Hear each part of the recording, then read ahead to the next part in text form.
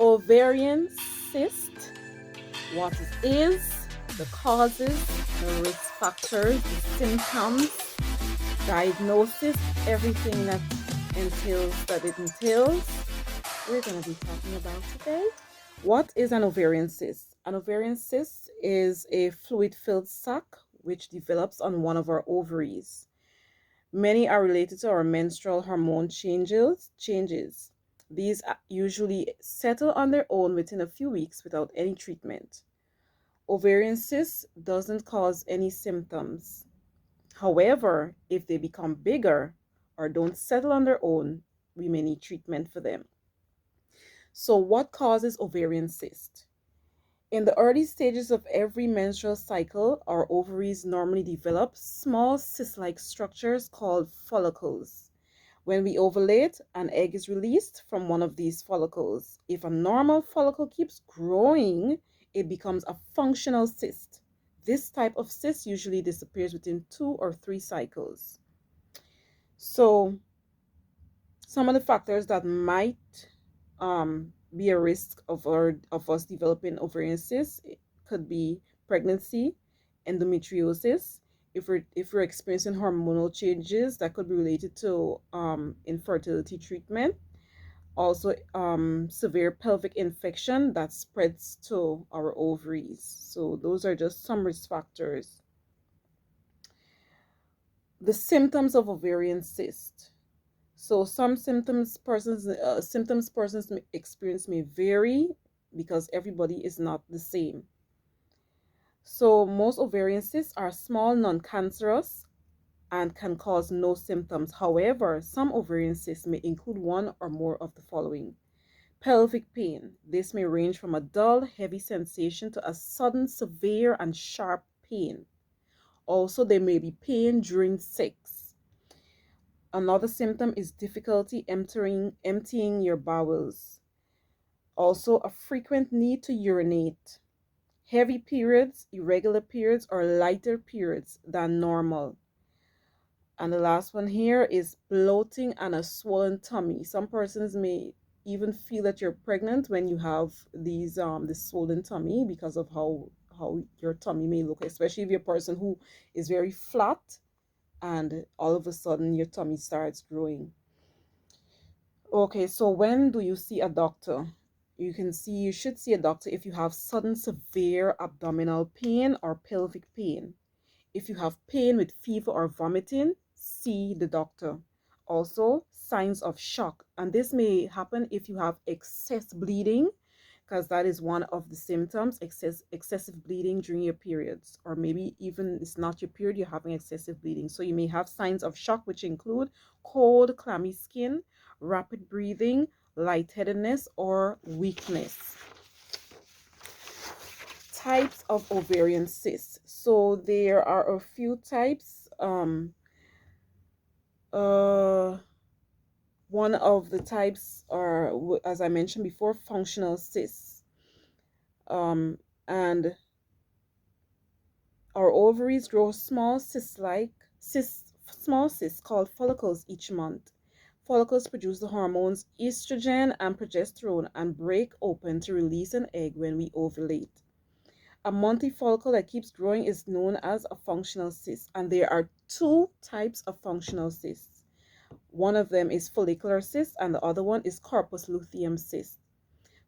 Follicular cysts, about halfway through a menstrual cycle, an egg bursts out of its follicle. The egg then travels down a fallopian tube. A follicular cyst begins when the follicle doesn't rupture. So every egg is supposed to rupture every month. So this cyst develops when the egg doesn't rupture. It doesn't release its egg and continues to grow. The other cyst, corpus luteum cyst, after a follicle releases its eggs, it shrinks and begins producing estrogen and progesterone. These hormones are needed for conception. The follicle is now called the corpus luteum. Sometimes the opening where the egg came from gets blocked. Fluid builds up inside the corpus luteum, and that is what causes the cyst. Functional cysts are usually harmless. They rarely cause pain and often disappear on their own within 2 or 3 cycles. Other cysts are called the dermoid cyst, and this cyst forms from reproductive cells that make eggs in the ovary. This cyst can contain tissue such as hair, skin, or teeth. It's really weird. If for those persons or nurses who are working in theater know about these types of cysts, and it can be really weird when you see it because it can be anything. Cystadenoma is another type. This type of cyst develops from cells on the surface of an ovary. This cyst might be filled with a watery or mucus material. A cystadenoma can grow very large. Another one is endometrioma. Endometriosis is a condition that causes cells similar to those that line the inside of the uterus to grow outside of the uterus. Some of the tissue can attach to the ovary and form a cyst. This is called an endometrioma. This is very, can be very painful. Excuse me. Dermoid cysts and cystadenomas can become large and move the ovary out of position. Another reason for the pain. This increases the chance of painful twisting of the ovary, called ovarian torsion. Ovarian torsion may reduce or stop blood flow to the ovary. So we mentioned some of the risk factors earlier.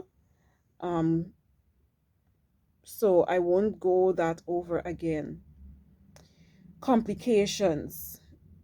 Some of the complications that can develop is ovarian torsion. Cysts that become large can cause the ovary to move. This increases the chance of painful twisting of the ovary. If this happens, you might have sudden severe pelvic pain, nausea, and vomiting. Ovarian torsion can also reduce or stop blood flow to the ovary. Cyst rupture. A cyst that bursts open can cause severe pain and bleeding inside the pelvis. The larger the cyst, the greater the risk of rupture. Vigorous activity that affects the pelvis, such as vaginal sex, also increases the risk of rupture. Large cysts can cause your abdomen to swell or press on nearby structures. For example, they may cause press on your bladder or rectum. And we spoke of, I think, what it was. Difficulty emptying your bowel, and also frequent need to urinate. And this is one of the causes. When it grows to that large size and it presses on those structures, it can cause that kind of symptom. Prevention. There's no way to prevent most ovarian cysts, but regular pelvic exams help ensure that changes in your ovaries are diagnosed as soon as possible. Be alert to changes in your monthly cycle. Make a note of unusual menstrual symptoms, especially ones that go on for more than a few cycles. Talk to your doctor about anything that concerns you. Diagnosis. A cyst on our ovary can be found during a pelvic exam or an imaging test, such as a pelvic ultrasound. Depending on the size of the cyst and whether it's filled with fluid or solid, the doctor will recommend tests to determine its type and whether you need treatment. Excuse me. Types of ovarian cysts. Most ovarian cysts, no, sorry. So another way to diagnose is pregnancy test. A positive test might suggest that you have a corpus luteum cyst, not necessarily that you're pregnant, but they may reveal that you have this cyst, and this type of cyst could produce hormones that can imitate pregnancy. Also, a pelvic ultrasound, which they use a wand to insert it. They place a condom over the wand and insert it into the vaginal canal, and that's how they do that ultrasound. Also, a laparoscopy, a slim a small incision is made, and they insert like a lighted instrument, and so that they can eliminate and see the ovaries and any cyst that might be there, right? Also a tumor marker test, and this is the CA-125 blood test that is done to detect if that antigen, it's a cancer antigen. So if it's there, it means that you probably have the cyst is cancerous. Okay, so treatment. Treatment depends on your age and the type and size of the cyst. It also depends on the symptoms. Your GP might suggest that you watchful waiting. In many cases, you want to wait and re-examine the cyst to see if it goes away in a few months. This may be possible for some persons, but not always possible for everyone. Medicine. Hormonal contraceptives such as birth control pills keep you from ovulating. This may keep you from getting more ovarian cysts. Birth control pills won't shrink an existing cyst.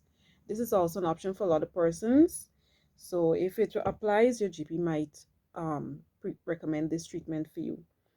Another treatment is surgery. When it can't do anything else and there's no other treatment available, surgery is your last option. Your doctor might suggest removing a cyst that is large, doesn't look like a functional cyst, or is growing or causing pain. Some cysts can be removed without removing the ovary. In some cases, the ovary with the cyst is removed. Surgery can often be done using minimally invasive surgery with a laparoscope and instruments inserted through small cuts in your abdomen. If the cyst is large or cancer is a concern, an open procedure using a larger cut may be needed. It's something looking like a cesarean cut, like when you're having a baby. It can be that size. An ovarian cyst that develops after menopause is sometimes cancer. In this case, you may need to see a gynecologic cancer specialist. You might need surgery to remove your uterus, cervix, fallopian tubes, and ovaries. And you might need chemotherapy, worst case scenario, chemotherapy or radiation. So, surprisingly, I'm done.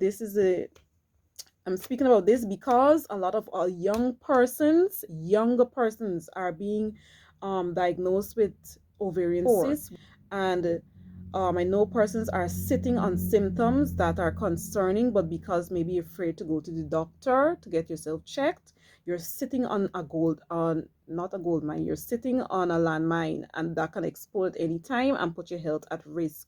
So I'm encouraging you before it gets to the stage where you have to lose your entire reproductive system at a young age. Get yourself checked and pay attention to what your body is saying. Don't ignore the symptoms, don't ignore the signs. So I hope this helps somebody, and that you pay, and that you can also help somebody else who may come to you and tell you what symptoms they may be having. Even though you're not a GP or a doctor, you're a woman and you know your body and you know what is normal from what is not normal. So my encouragement to you, get yourself checked and encourage others around you to get themselves checked as well. Have a good day.